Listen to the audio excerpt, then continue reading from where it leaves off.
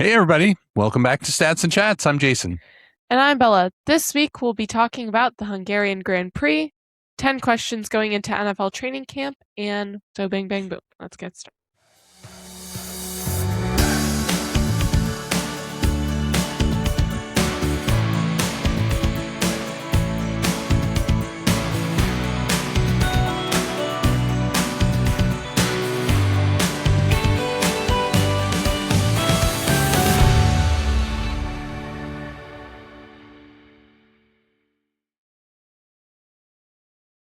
All right. It is Sunday afternoon. Could be our first Sunday recording ever. Is it?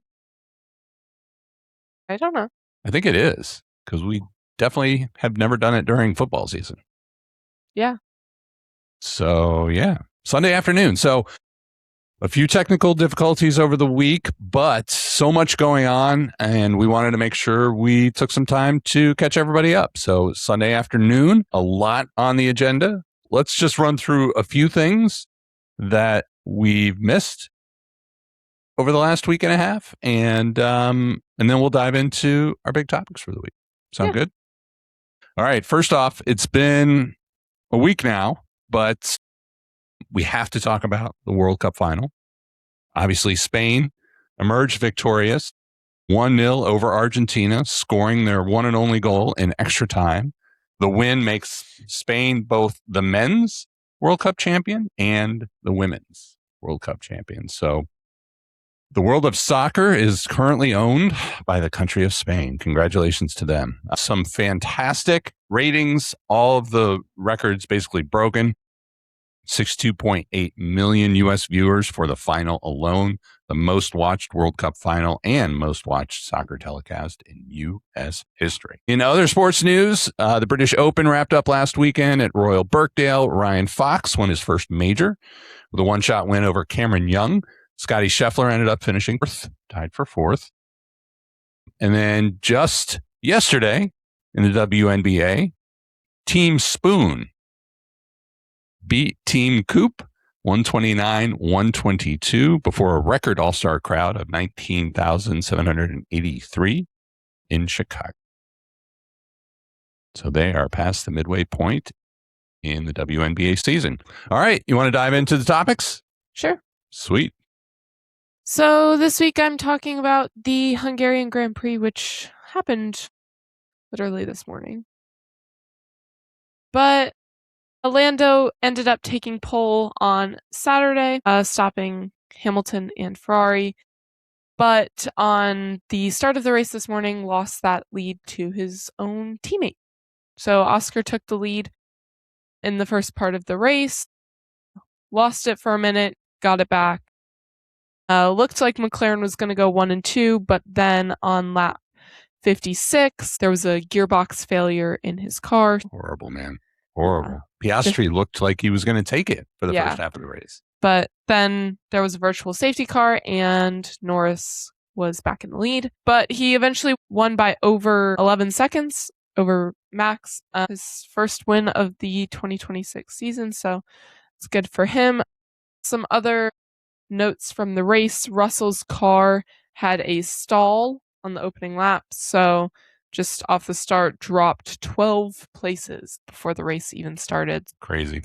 He finished the race in 7th, which is his worst result of the season so far. And if he was looking to come back, it's not looking too good. It also could impact a lot going into the summer break and some questions of what they may need to fix during the 4-week period of time where they are not racing. Hamilton crossed the line 4th, but had a 5-second penalty for speeding in the pit lane, which I feel like he does every single race.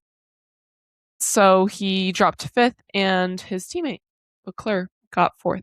So, I mean, good for Leclerc, not good for Hamilton, especially because he does this all the time. Yeah. And Ferrari kind of tried to avoid the penalty by telling Lewis to give the track position back to Kimi, but didn't really make a difference because he still got the penalties. Kimi has a championship lead, 50 points, still very dominant.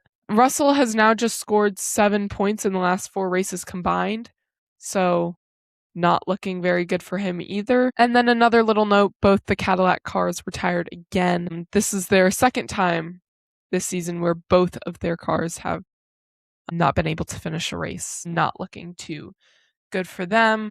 So Kimi heads into the summer break with a 50-point lead, 6 wins, and obviously just being dominant. Is it possible for any of the drivers to close that gap in the second half of the season, looking especially at Russell and what that looks like for the team? Yeah, Russell and Hamilton, right? Those are the two. Yeah. Just behind Kimi. I have a random question before I answer your question. I was just thinking about this for a second.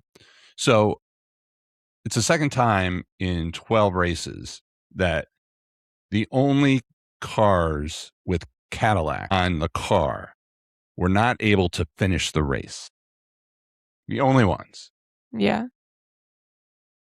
Do you think that they worry at all that impacts the brand, like from a consumer sales standpoint?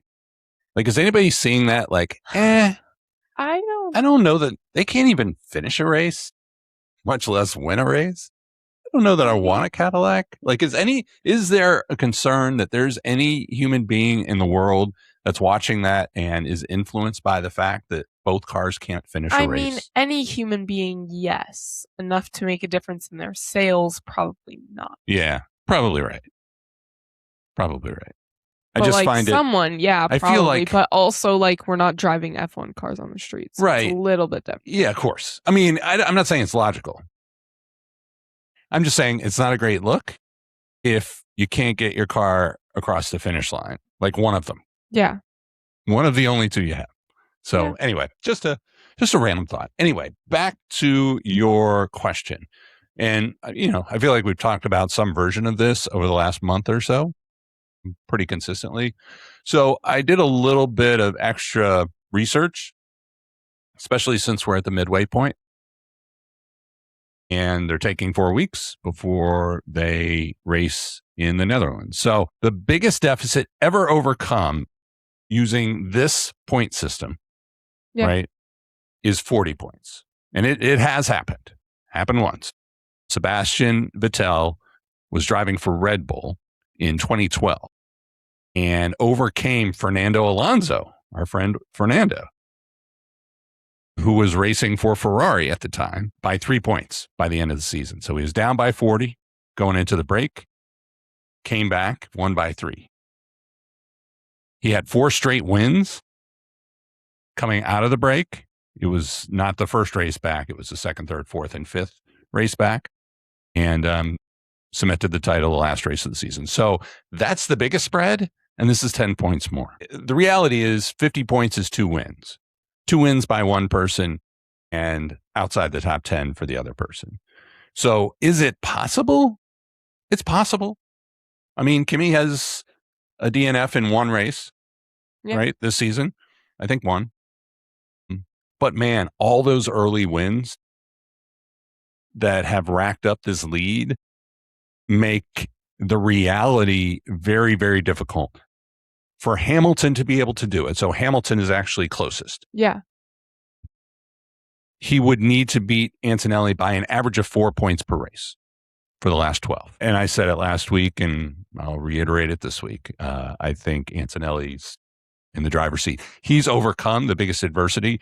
Today wasn't great either for him. Wasn't a great race. He got penalized from qualifying. So he started outside the first 4 and still hit the podium. And it was a hard race. You could tell it was very hot. Yeah. A lot of dirty air on the track.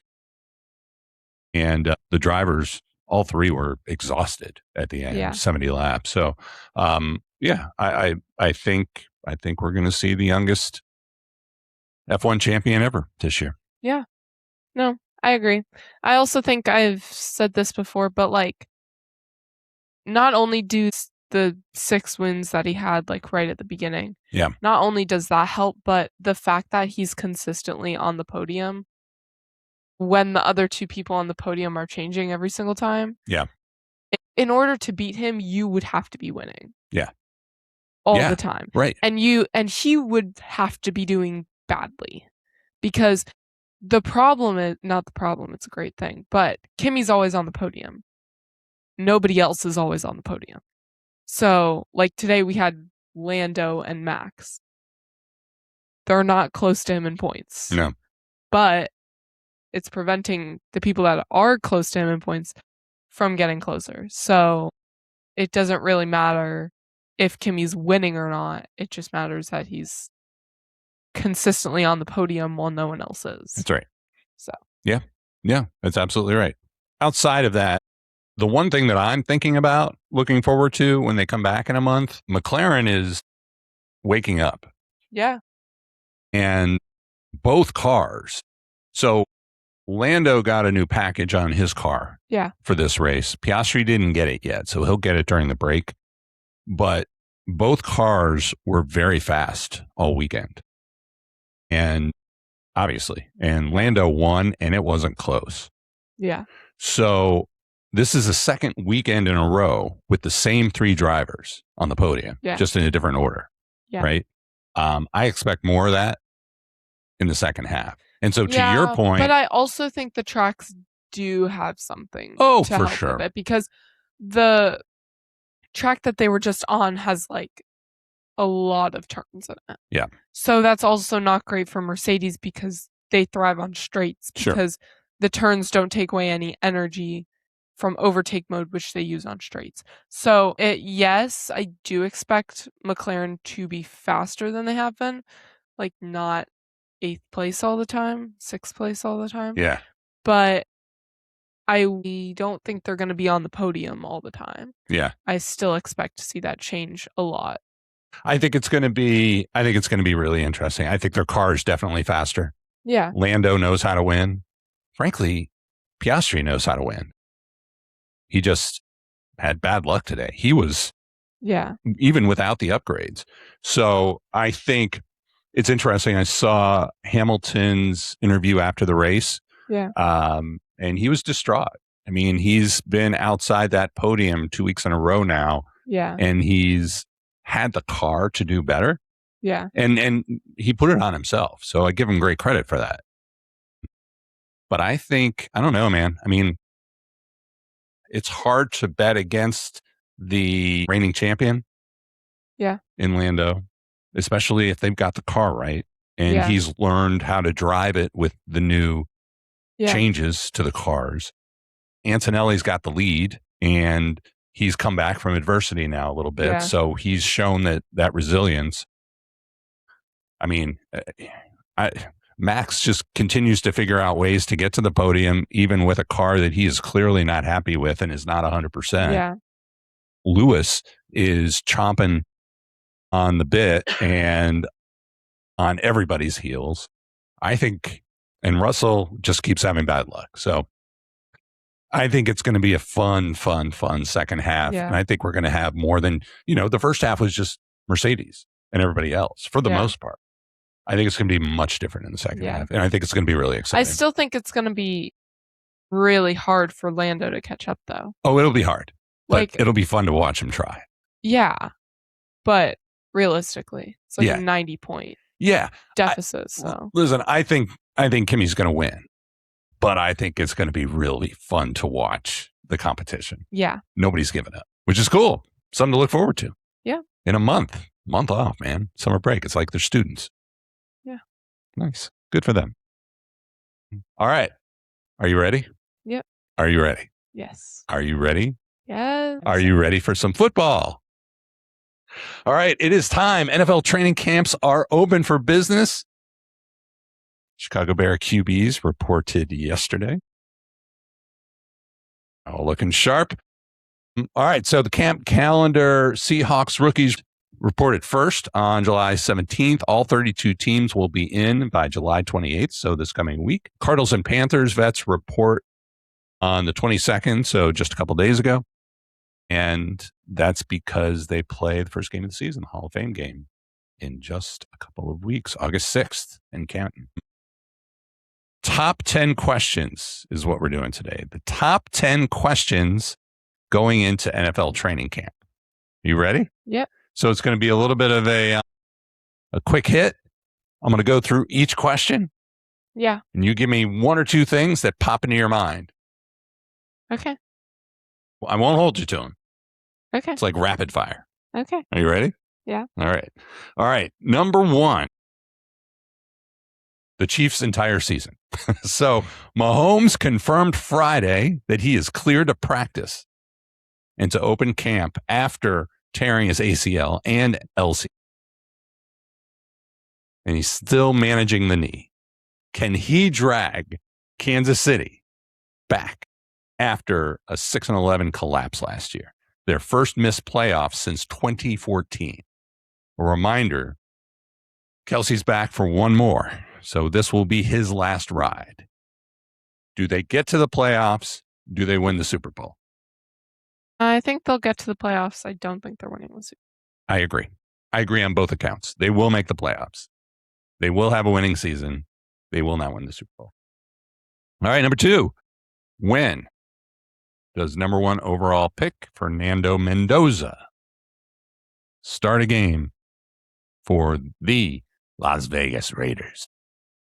A reminder, they got a new head coach in town, Clint Kubiak, and Kirk Cousins will be the placeholder and very, very likely start the season as the starter. I'm guessing week 4 or week 5. 4 or 5? Yeah. Okay. It's pretty soon. Yeah. Think he's going to be ready? Yeah, I think so. There's that tension, right? Is it too early and they go in and then they lose confidence? Or do they wait too long and give up the season and meanwhile they're ready? I mean, I don't think they have anything to lose. I mean, could lose his confidence. Not buying it. No. He's ready. Yeah. Just check his LinkedIn profile. The man is ready. I'm going week 8. I think it's going to be about twice as long as you do. I think he'll be in by the second half of the season. I think you're going to give him the first half to learn the speed and all that other stuff. Yeah. But we'll see. Number 3, probably your favorite topic. Aaron Rodgers' farewell tour. He is back one more time. Back to Pittsburgh, reunited, and it feels so good with Mike McCarthy. A reminder, they won a title together in Green Bay in 2011. Can they recapture that winning feeling in Pittsburgh for Aaron Rodgers' last ride and get to the playoffs? No. No? Will they have a winning season? No. I think they do. I think they do have a winning season. I think they come close to it, but I don't. I think they have a winning season. I do think they make the playoffs as a wild card, and then they get beat. Number 4, are the Rams clearly the team to beat, and will they win it all? A reminder, they went all in. They pushed all the chips in for this season, going out to get reigning Defensive Player of the Year Myles Garrett, and now he's paired with reigning MVP Matt Stafford. First team since the 1970 merger with both players from the previous year on the same team. Do the Rams win the Super Bowl? And they're playing at home at SoFi, the Super Bowl this year. I mean, if I had to pick a team, I would pick them right now. But I think there's going to be a sleeper. Someone's going to surprise me. I just don't know who yet. So on paper, team to beat. Yes. But I don't think they're going to win it. You don't think they're going to win it? No. Predictions will come later in this preseason, but yeah, you don't think it's the Rams as of right now? No. Okay. I think someone's going to surprise me. Okay. It's never the team on paper that's the team that wins. Usually not. I agree with that. So I think someone's going to surprise me. Okay. I agree with you. I think on paper, it's hard to say they're not the favorites. I haven't checked the odds, like the official odds, but hard to say they're not the favorites. Yeah. Especially with all the success that they've had. I still wonder about Matt Stafford. He's coming off an MVP season, right? But yeah. I don't know, man. One player away from a bit of a mess, I think, in LA. So we'll see. Number 5. If not them, will the Seahawks repeat as Super Bowl champions without their Super Bowl MVP, Kenneth Walker. A reminder, they let him Walker walked in free agency and signed with your Kansas City Chiefs. So that said, they still have everybody else, good core intact. Will the Seahawks come back and win it again? No. No, just no. Yeah. I agree. They will not. Number 6, a lot of QB battles to start preseason. Cleveland's got Deshaun and Shador with the new head coach, Ted Monken. Minnesota brought in Kyler Murray from Arizona to compete with J.J. McCarthy. Atlanta has Tua, who came over from Miami, versus Michael Penix Jr. And reminder, they've got a new head coach in Kevin Stefanski from Cleveland. All pretty much wide open. Nothing determined, no starter named going into camp. So who wins the job in each location? I'm going to say Shador, I think. Year 2. I think there's a year 2 QB kind of thing. Yeah. I feel like kind of you kind of see him like peak a little bit. Not peak necessarily, but I think things slowed down a little bit after the first year. Yeah. Like it's like drinking through a fire hose year 1. Yeah. And I think year 2 it's like, okay. Yeah. I got this. Yeah. So I'm picking him.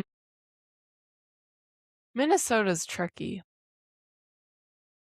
I think Minnesota could change throughout the season. I don't think they're going to have one the whole time. Okay. Who do you think is going to start the year? Pick one today. I'm going to say J.J. McCarthy Okay. is going to start. But I do think that could change.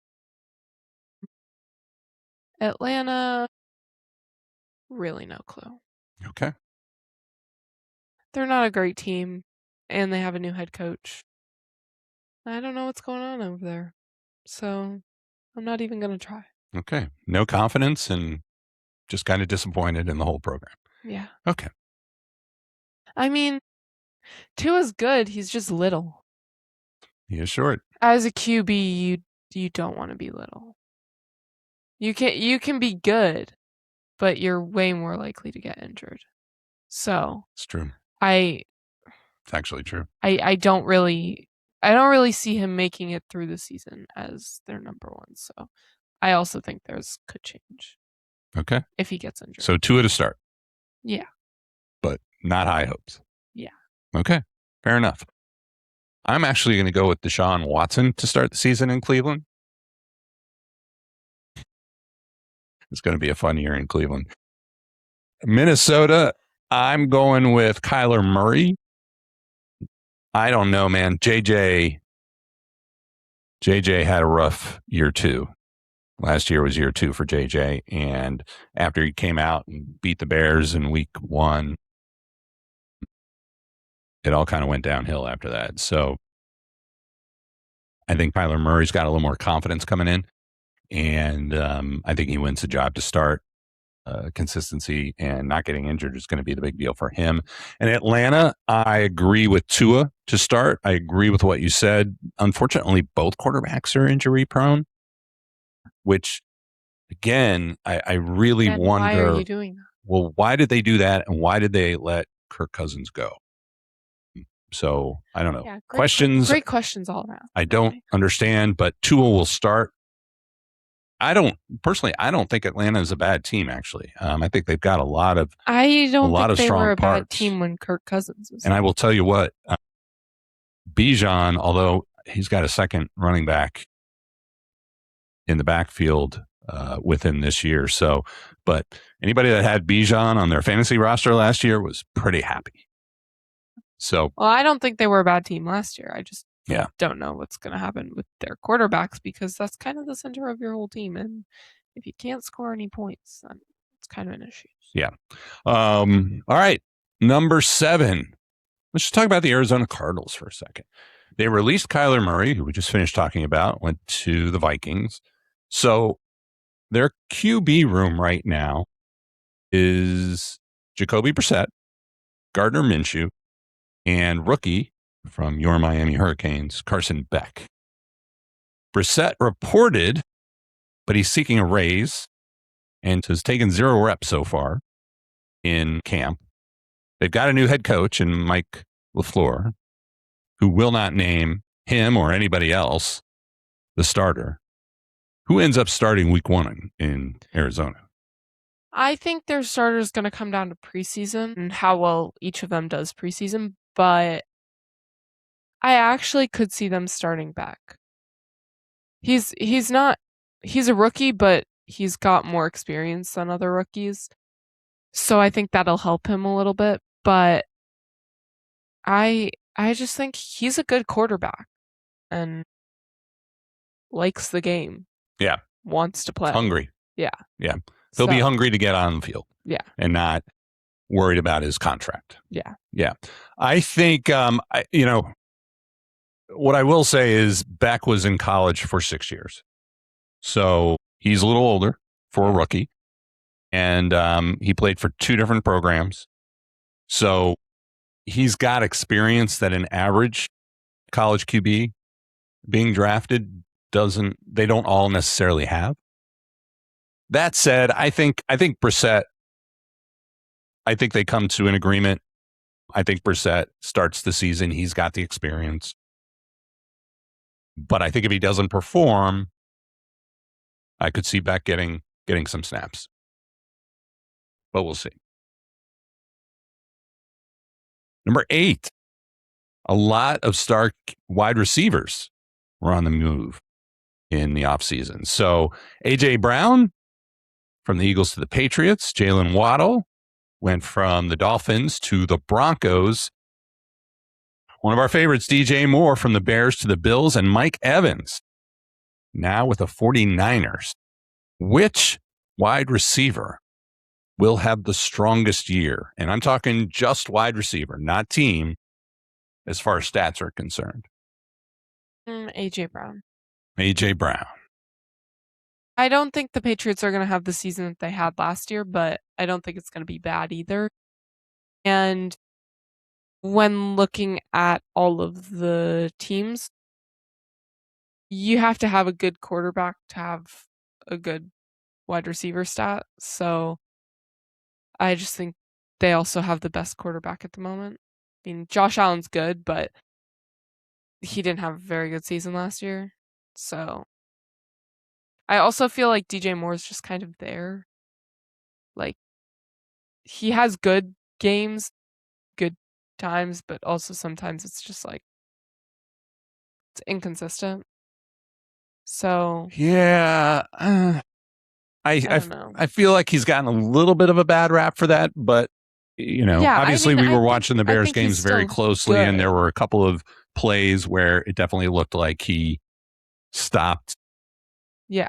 Giving max effort before the end of the play. Yeah. So it's not a bad thing. I still think he's a good player. And I think he'll be good on the Bills, but yeah, I think overall AJ Brown is better. Yeah. And is going to have a better season. Are you worried at all about AJ Brown and drama?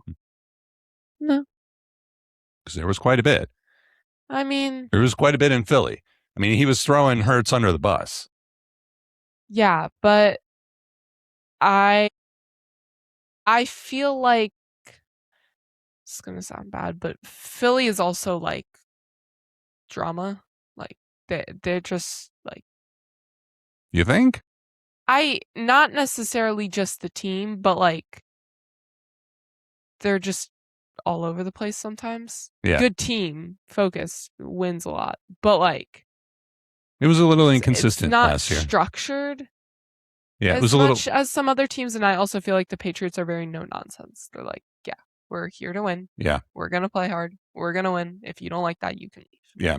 So I don't think, and I think that's also something that comes from the coaching staff a little bit. So just like, I don't think they're gonna deal with the drama if there is drama in New England. Yes. Okay.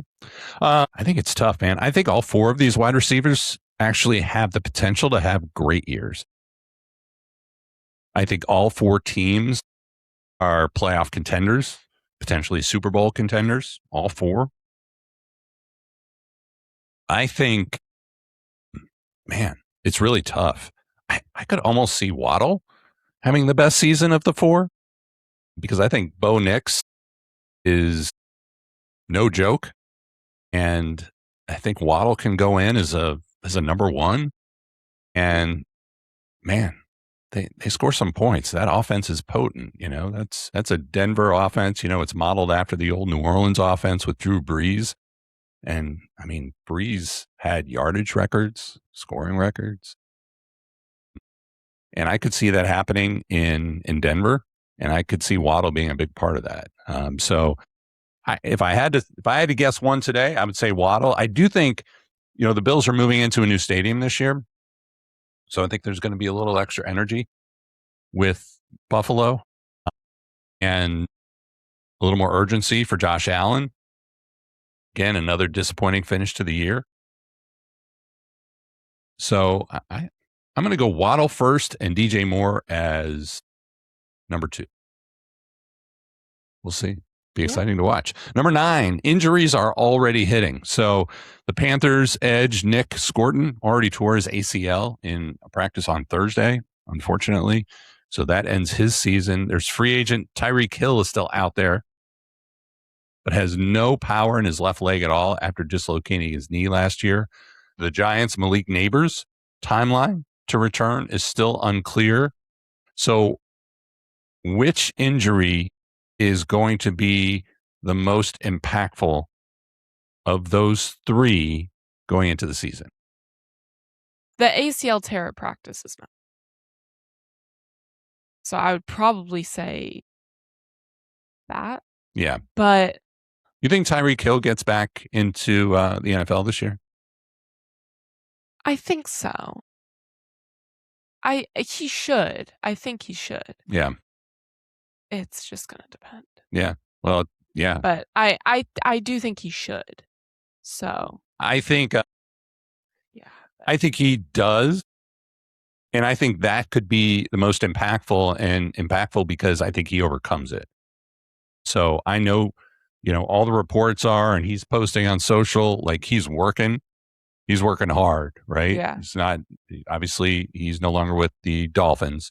Yeah. So he'll be a free agent, but I think he rehabs. I think he gets back in shape. I think somebody does pick him up. And I do think that he could be a difference maker for somebody at the end of the season. Is that it's going to be late. Yeah. It'll be second half. Like it'll be not a Hail Mary, but it'll be close. Yeah. I like that. Good job using that term for that. It's like Thank you. Literal, but not exactly. Thank you. Yeah, it's good. All right. Finally, number 10, new coaches, new eras. John Harbaugh is in New York with the Giants. Todd Monken is the new head coach in Cleveland. Kevin Stefanski in Atlanta, Mike McCarthy to Pittsburgh. Which of those coaches has the best turnaround? So the most wins versus the previous season this year? Probably John Harbaugh. But I don't know. Not a lot of convention there. Yeah. Fair enough. It's just like, I'm not a Giants fan, so I'm going to try not to be biased, but I feel like they have the potential to be good. I just don't know if they have enough weapons to be good. I think the coaching is going to be better. I just think it's going to be hard without the weapons because... Yeah. I think it's definitely the Giants. I have a lot of respect for Harbaugh. I think Baltimore made a mistake. I think he'll bring maturity and structure into an environment that didn't have it. You got young talent, right? Jackson Dart at QB, Cam Scatterbo at running back. Both injured themselves last year. Both are good to go to start the season. Year 2, to your point, and somebody that's going to bring a little more structure and a little more discipline to the locker room. And so I think it's definitely the Giants. It'll be interesting. I think Todd Monken, who I don't know that much about, frankly, to Cleveland could be interesting. Yeah, that was going to be my second choice. But definitely maturity. Been around a long time, been in the league a long time. So he'll bring maturity. And I think Pittsburgh is just going to be Pittsburgh. So I think they made a mistake too, but that should be fun to watch anyway. But yeah, Harbaugh for the win there. So those are your 10 of all those storylines, or maybe some other one. What are you most curious about going into camp? I think going into camp, QB battles are always interesting. Yeah. But going into the season in general, I'm excited to see Fernando Mendoza. I think, just in general, just kind of see what happens there. And then the Rams also, just like, they have a, like, on paper, it's like, Yeah, should be perfect. Yep. But that'll be interesting, I think. Yeah. So, yeah. Yep. Fair enough. I think Mendoza is going to be really interesting. I think a lot of people are expecting a lot from him right out of the gate. Yeah. And I think part of it is the maturity that he brings, and I joked about the LinkedIn profile earlier, but I think people that see that side of him and even some of the decisions that he's made since being drafted and really focused on going in and earning the spot, even though he's the number 1 draft pick. Yeah. So I think there's really high expectations, which usually comes with a first round draft pick. Yeah. So I think it'll be interesting to see. You had Caleb coming out and going to the Bears. You had Cam Ward last year going to Tennessee, huge expectations. And, it took Caleb a year before he got going in year 2. Cam Ward showed some greatness, but overall, a lot of work in progress. We'll see what happens this year. It'll be interesting to see how quickly Mendoza can produce results in Las Vegas. So what I'm looking at is the number of new offensive play callers this season. So 17 teams will have somebody new calling the offensive plays this year. 21 of 32 changed offensive coordinators entirely. So that's over half of the league with somebody new calling the plays for the offense. Offensive scheme and strategy change a little bit every year. And I'm fascinated to see what all those changes actually look like on the field this year. I think it's going to be really fun. Yeah. All right. Predictions? All right. We're going to do something a little different because it's a little bit of a slower time of year. NFL is just starting. World Cup's over. F1's taking a month off. So we're going back to the movies. We talked about some of the movies we have been looking forward to over the summer, some of the big ones coming up, which ones we thought would be the biggest. The Odyssey came out a couple of weeks ago and is currently ranked 3rd top grossing movie of the year right now, behind Toy Story and Mario Brothers. And the next Spider-Man movie comes out in less than a week now. So Toy Story, biggest opening weekend at 159.6 million. Mario Brothers, 131 million. The Odyssey, 124.5 million. The trackers for Spider-Man estimate anywhere between 180 and 255 million for the opening weekend. So it is expected to blow everything else out of the water. Question for you. Everyone expects Spider-Man to be the biggest opening. By how much will it be the biggest opening? Under or over 200 million domestic in opening weekend. For context, the last Spider-Man movie did 260 million the first weekend.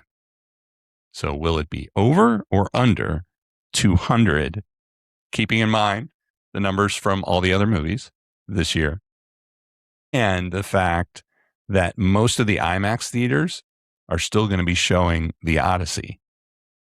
So they will not be showing Spider-Man. Under or over? I think slightly over. Okay. But not as much as the last one. No. I don't think IMAX will make that much of a difference.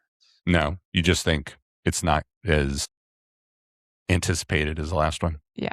Okay. I also think there's a lot of other movies that are coming out, like The Odyssey People still going to feels- see that. Yeah, like the Odyssey is like bigger, I feel like. I heard we were talking about the Spider-Man. Odyssey with some friends last night. They said some of the local IMAX movie theaters have a wait until like mid-August to get tickets to go see it. Yeah. In the IMAX theaters because it's supposed to be that much better there. All right. Follow-up question then. So over 200.